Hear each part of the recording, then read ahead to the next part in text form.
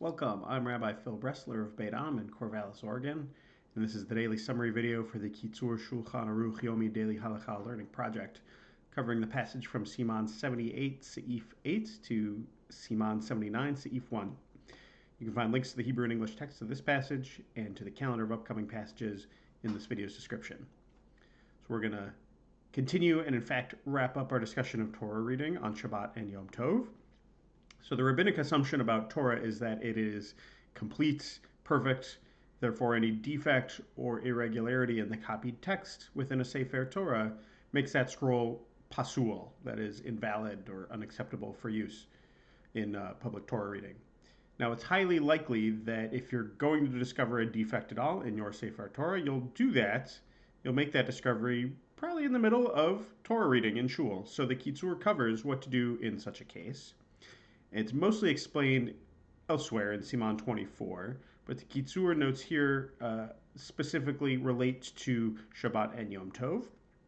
So if the defect is discovered while reading a special moft here for a special occasion, you should do what you normally would. Stop, get a different Torah scroll ready, and continue reading from there. But on Shabbat, when the moft here is just a repetition of all or part of the seventh aliyah, so if the defect is discovered during maftir on Shabbat, don't take out another scroll.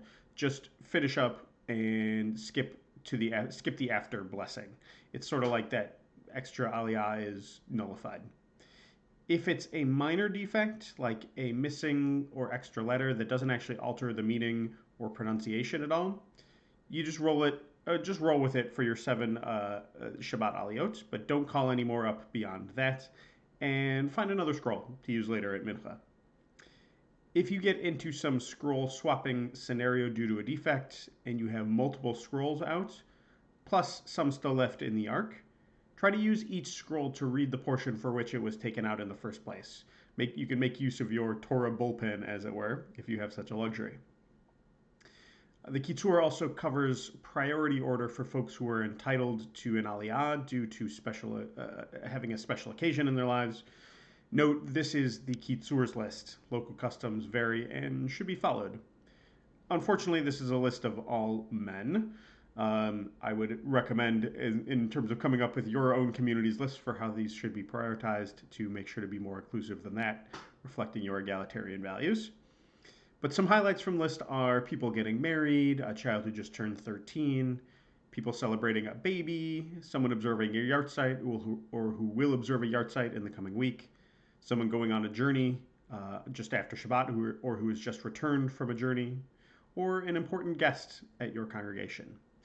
If there are multiple competing claims, and I'm really excited to tell this to the president of our congregation, it's not the rabbi who decides, but in fact the synagogue president decides who will get the aliyah. I think that sort of reveals that this is less a religious issue and more of a sort of social status hierarchy kind of an issue. Wrap up today beginning to discuss both maftir and haftarah, when we'll continue on that tomorrow as well.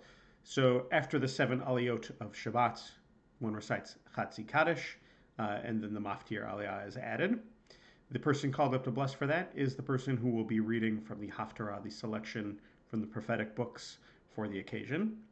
Make sure to put the second scroll, if you're using one for a special maftir that's read from a different part of the Torah, put that second scroll on the reading table for Kaddish. But if it's a 3-scroll day, don't worry about it. I don't think the Kitzur wants any Torah scrolls being crammed onto tables and falling off.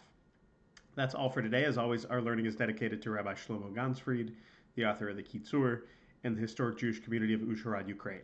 We'll see you tomorrow.